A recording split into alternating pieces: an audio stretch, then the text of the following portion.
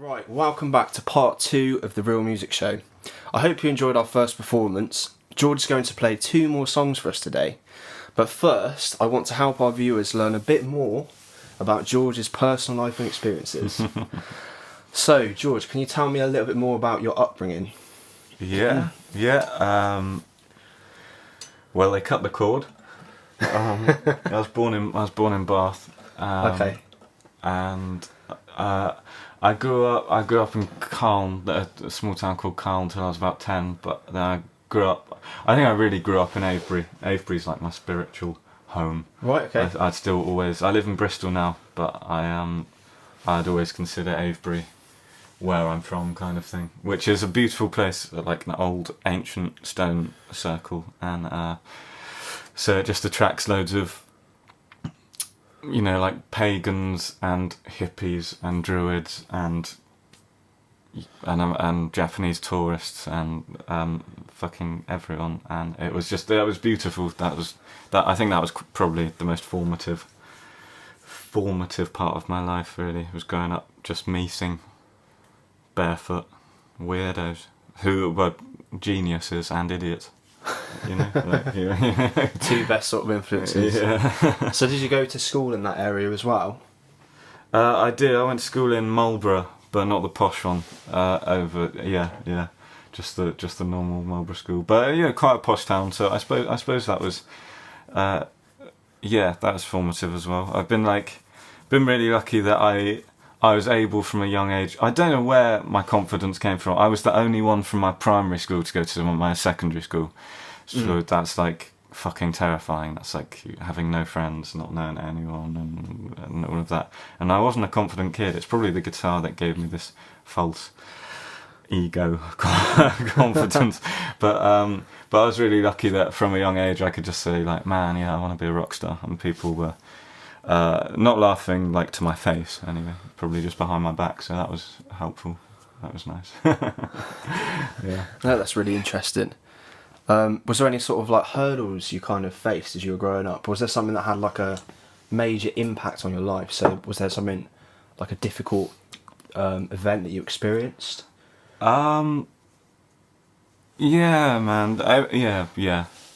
But you know, everyone's got their shit. I don't know how deep we want to go. Open to as deep as you want, mate. Yeah, I remember. I don't know.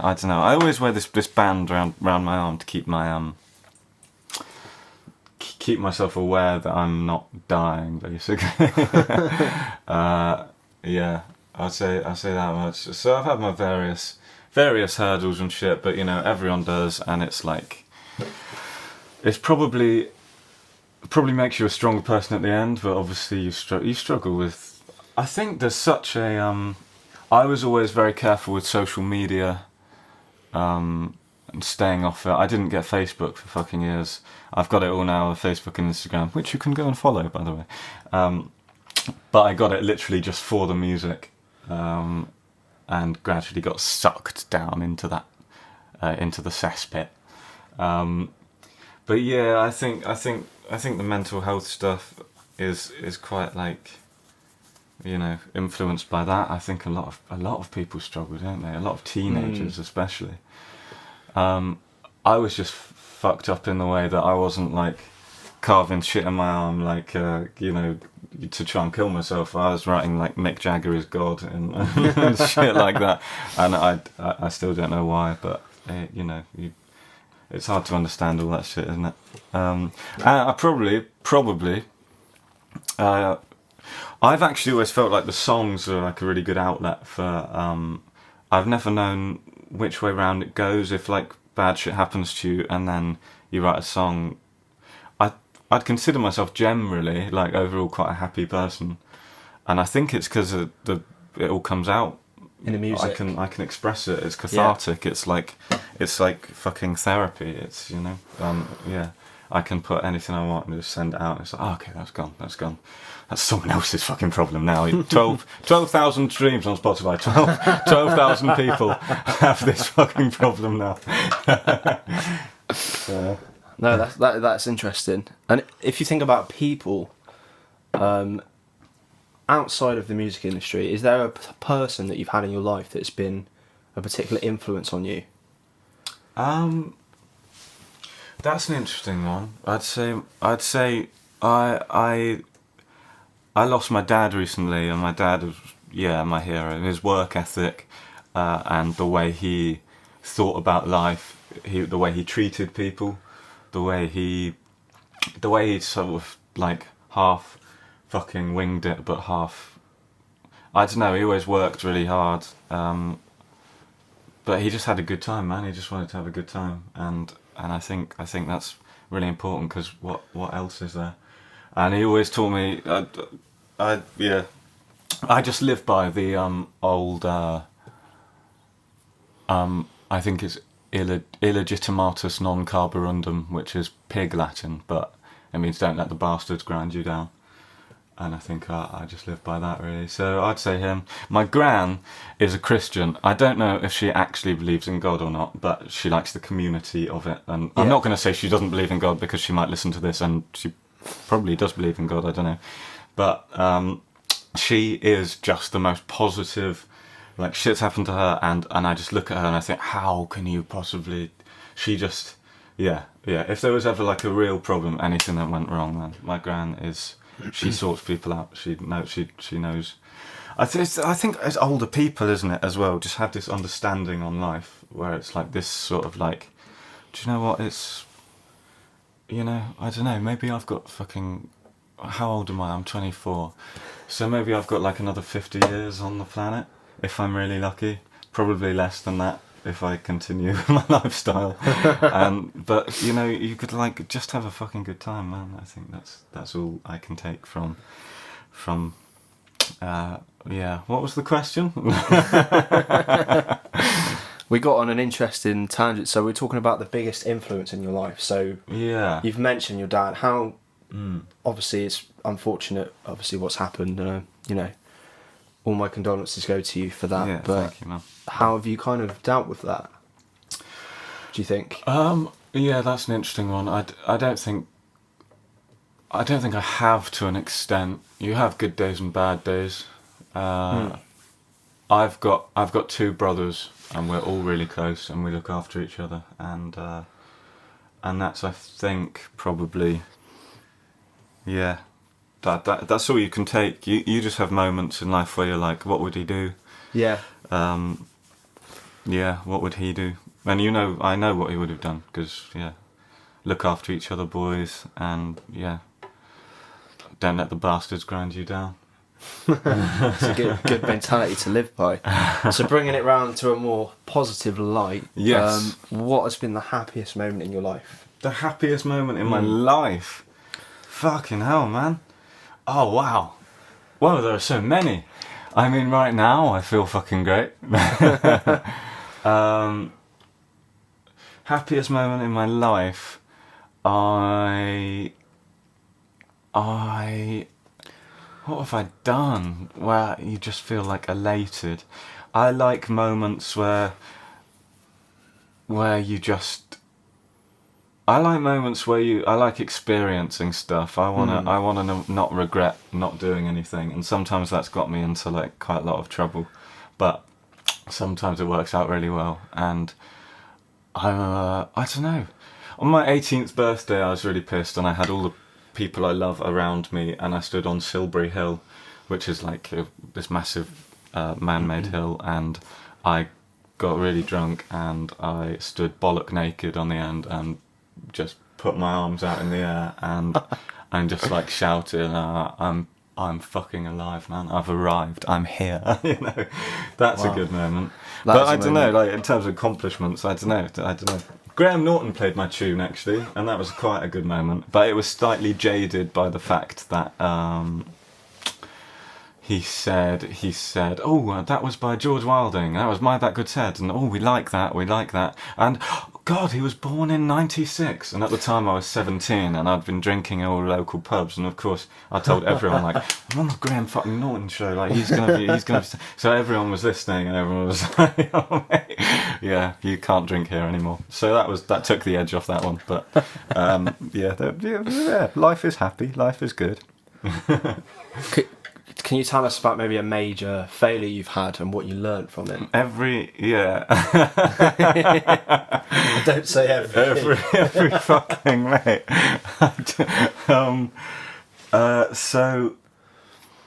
Well, firstly, we have to say that's not a bad thing, is it? Because there's nothing more productive than a series of mistakes. I think a wise man once said. But what have I done? Jesus, what have I done? I try not to. Do you know what? Any mistakes I've made, which are actually the mistakes I would take back, are stuff that I'm not going to say on a podcast. I've done some bad shit, man. But maybe something that you can say. Something, yeah. Oh, that would be good for this talk show. Something that you can say.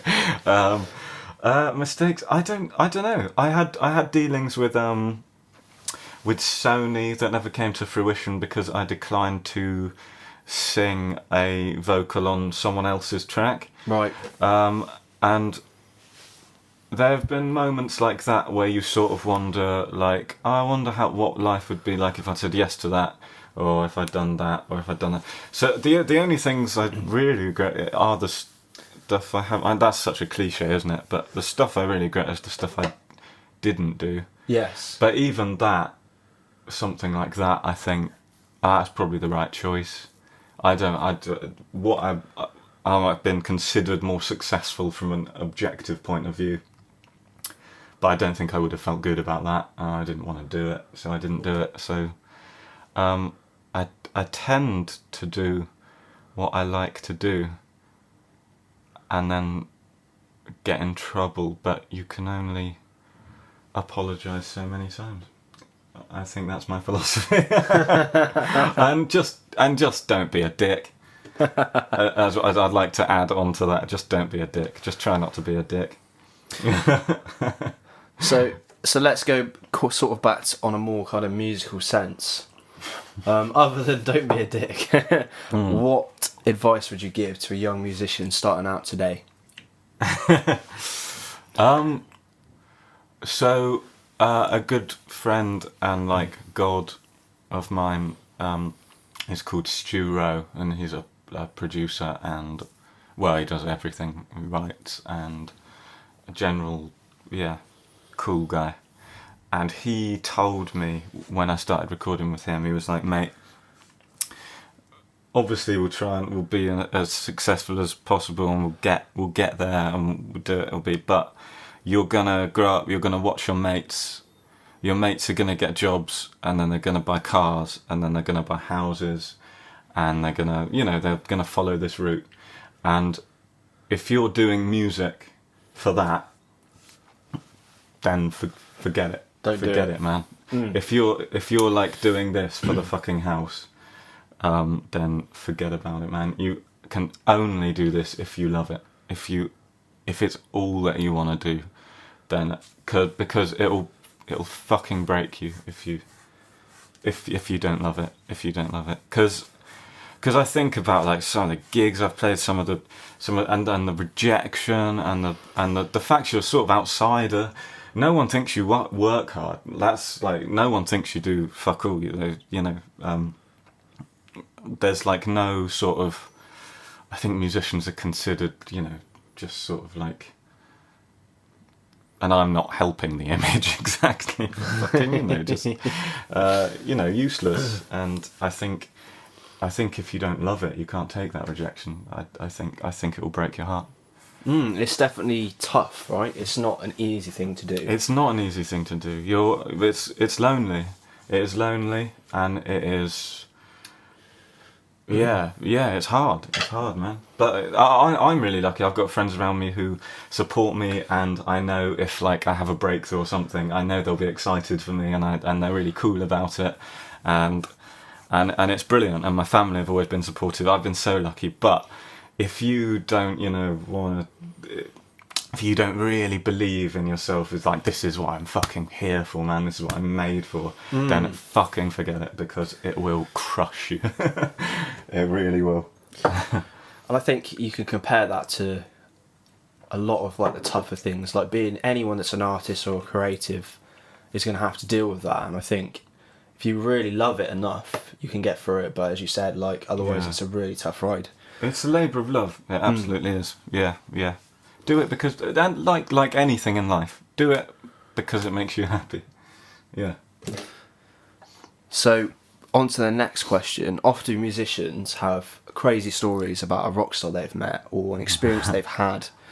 Can you tell us a little bit about maybe a slightly unconventional experience that you've had, whether it's with other fans or other musicians, or if you've met a hero of yours? Yeah, I've had a few. Well, my first ever girlfriend, actually, her dad was a rock star. Her dad was Julian Cope from The Teardrop Explodes. So that was a bit like, he was like always super cool, coolest guy in the world.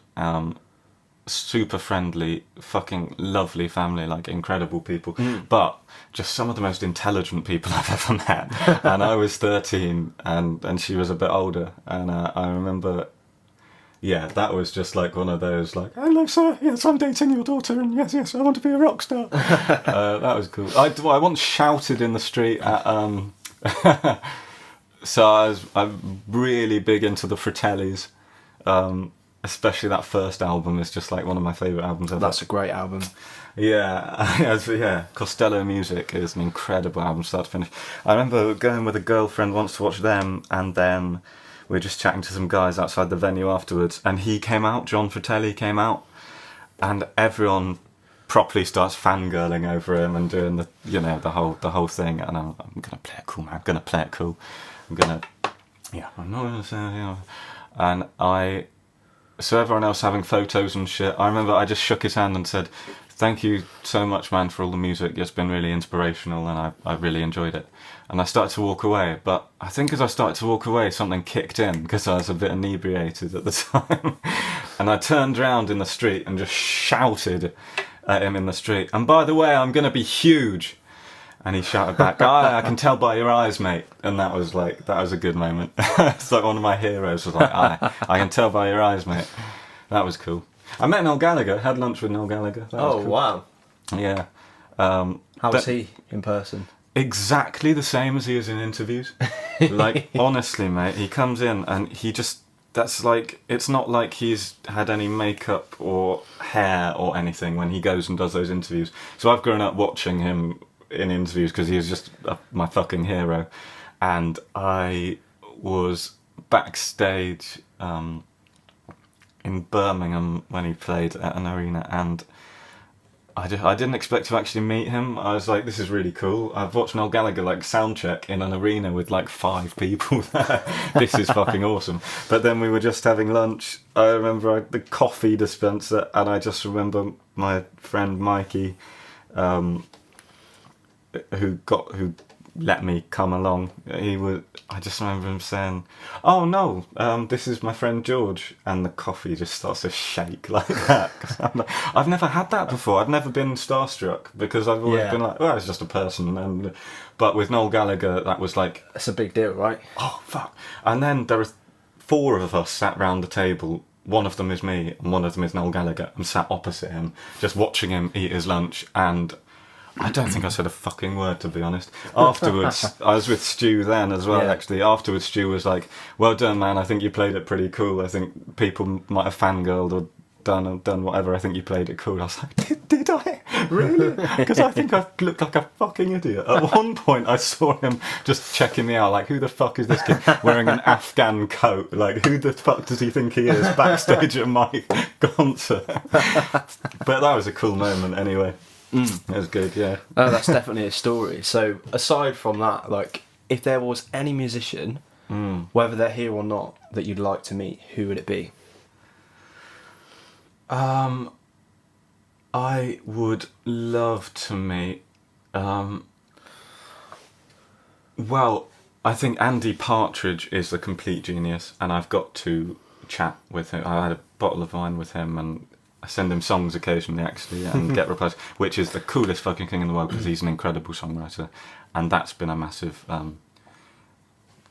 massive help for me, that he would even have the time of day for me and that sort of thing. So that's huge. I would have to say, I would also go,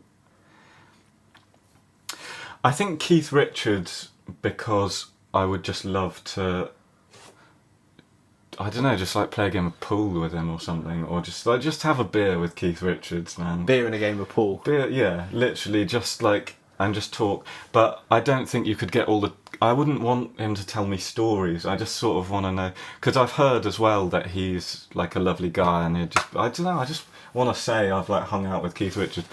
But for my dad, Paul McCartney. My final answer is Paul McCartney, because no, not Paul McCartney even. George Harrison, because we're allowed dead ones, right? Yes. Yeah, George Harrison, because George was the coolest Beatle, and yeah, my dad was a huge George Harrison fan, and when I listen to George Harrison, that's just dad to me. So if I could talk to my dad, if I could say I met George Harrison, that would be like a moment. That would be a cool moment, man. That would be awesome. That would be good for me. Okay, so that wraps up part 2. The next performance is going to be something really special, and is a brand new, unheard track that George would like to play, called Big Day Tapes. George, can you tell us like a little bit more about the song before you play it? Yeah, man, this is so yeah, like you said, it's brand new, and it's, I never or rarely sit down and write a song that I know what it's like going to be about. They're never stories or anything, they're just sort of, it's like a stream of consciousness or something. So I've got no fucking idea what it's about yet, but usually it registers a few years later. It's like playing My Backwards Head. It was literally about 8 years later I was playing that to a room full of, not a room full of people, I don't know, 20 people, and just halfway through the song I start crying. Like a tear, felt a tear. Made sense to you. It hits me. It's like, oh fuck, I was going through that when I wrote that. That's what that's about. That's what this means to me. So I still don't quite know yet, but it's another sad song. So cool. Hopefully I don't cry on camera. Let's hear it.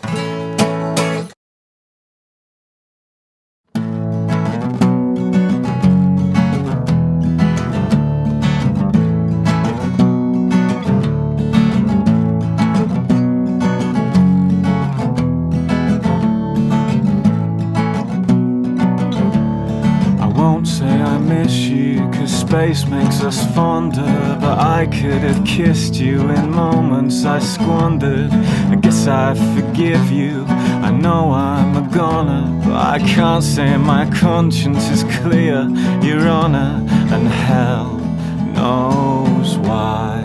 Just don't leave. I was trying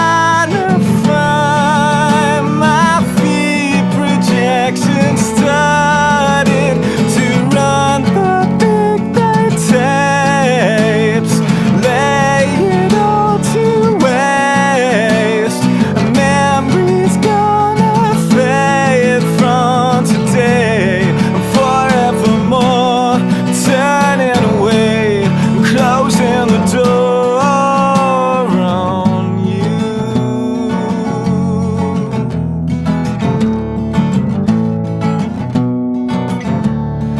You'd like to kill me, then go ahead, thrill me, then bill me what I owe for the pills on my pillow. Draw the chalk outlines and cancel the contracts. Lock all the doors, get straight on your facts, and tell your friends what you like. Just don't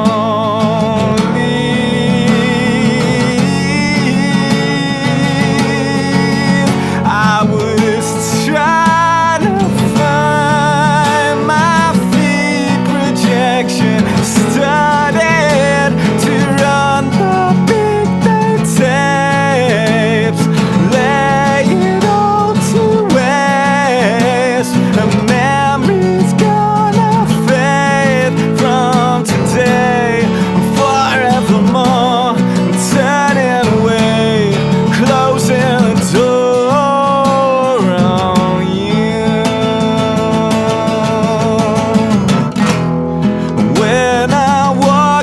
the door. I will never be sure I was right. Going through every drawer, holding out for some cure. I won't fight, baby, tonight. Just don't leave. I was trying to find my seat projector, started to run the big day tapes, lay it all to waste. Memories gonna fade from today and forevermore, turning away